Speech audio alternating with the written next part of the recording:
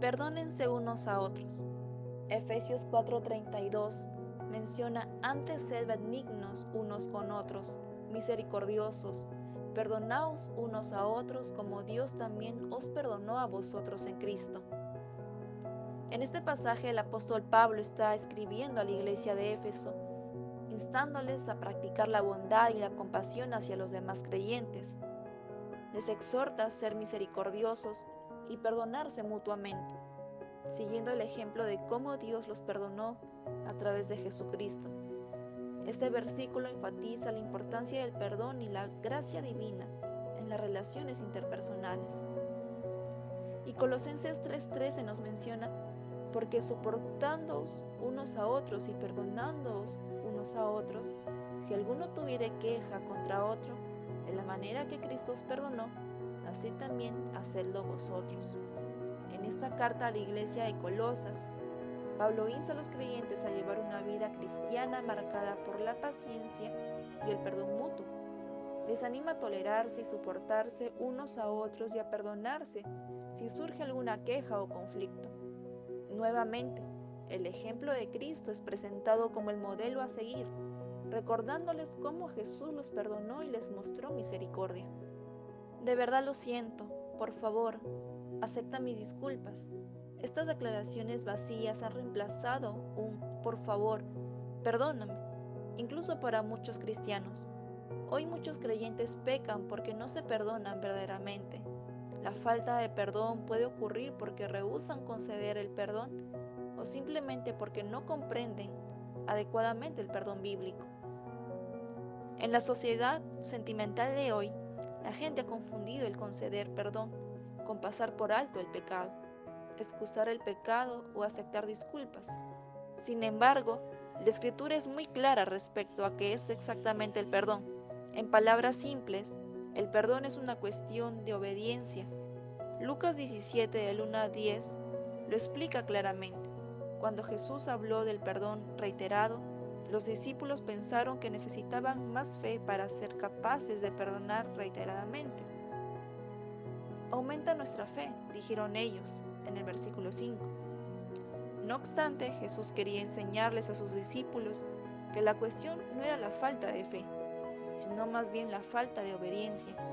Jesús ilustró vívidamente esta importante verdad mostrando que un siervo hace lo que hace simplemente por quien es el amo y por quien es el respecto al amo.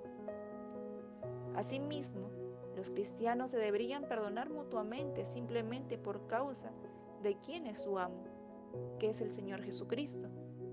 El perdón no se trata de sentimientos, ni siquiera de falta de fe. El perdón es simplemente una cuestión de obediencia. Básicamente, la Escritura es clara en que existe tanto un método como un modo para perdonar. Podemos ver Mateo 18, del 15 al 35, o Lucas 17, del 1 al 4. El método es el siguiente: si alguien peca contra ti, ve y habla con él. Si confiesa y se arrepiente, entonces tu responsabilidad es perdonarlo. Si escucha y responde bíblicamente, entonces el problema está resuelto. Si no, entonces llevas a otra persona contigo. Jesús perdona de manera amorosa, rápida, reiterada y abundante. Cuando venimos a Dios y le pedimos perdón, Él lo hace muy rápida y sostenidamente. Ese es el mismo modo en que nosotros debemos perdonar. Imagina una pequeña congregación en una iglesia. Dentro de esta comunidad hay dos personas, María y Pedro, que han estado en desacuerdo durante mucho tiempo debido a malentendidos y diferencias de opinión. Su relación se ha vuelto tensa y llena de resentimiento. Sin embargo, un domingo durante el sermón, el pastor lee los versículos de Efesios 4:32 y Colosenses 3:13. Inspirados por las palabras del pastor y convencidos de la importancia del perdón y la compasión, María y Pedro sienten un fuerte llamado a reconciliarse. Ambos se dan cuenta de que el rencor y la falta de perdón solo han creado división y han obstaculizado su crecimiento espiritual. Después del servicio, María y Pedro se acercan el uno al otro, dispuestos a dejar de lado sus diferencias y perdonarse mutuamente.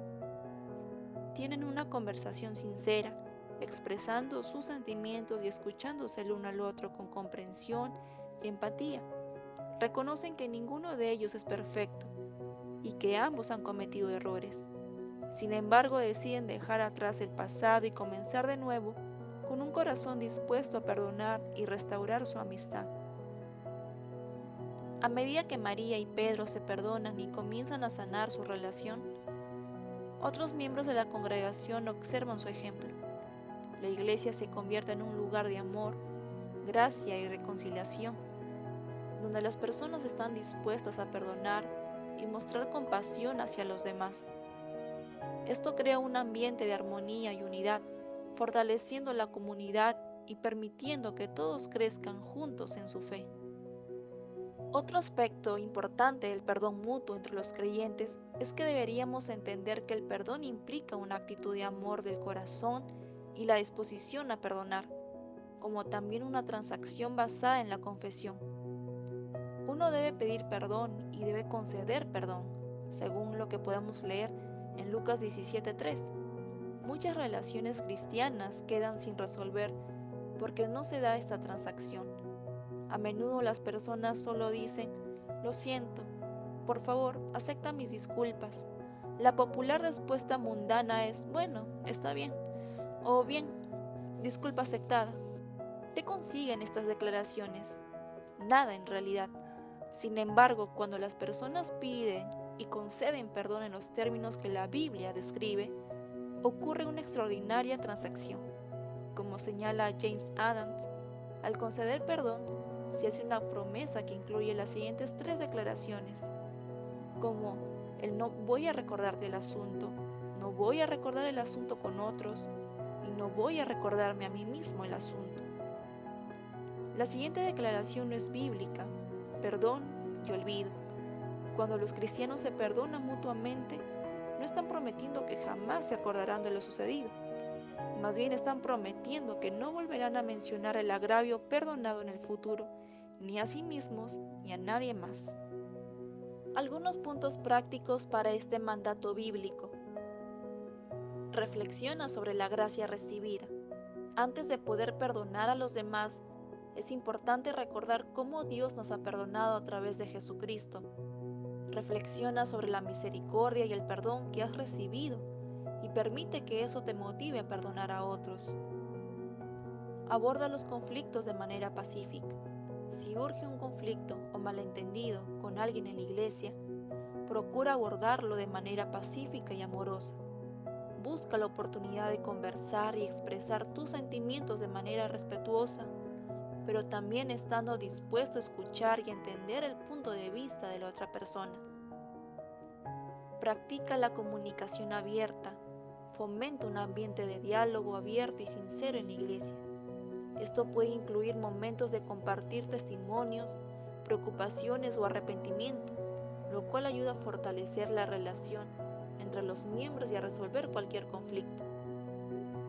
Practica el perdón continuo. El perdón no es un evento único, sino un proceso continuo. A medida que surjan nuevas ofensas o resentimientos, recuerda el llamado a perdonar y trabaja en liberar esos sentimientos negativos, confiando en la gracia de Dios. Oración por aquellos con quienes tienes dificultades. Ora por aquellos con quienes tienes dificultades en la iglesia. Pide a Dios que se les conceda gracia, sabiduría y transformación. La oración puede ayudar a suavizar tu corazón y desarrollar compasión hacia ellos.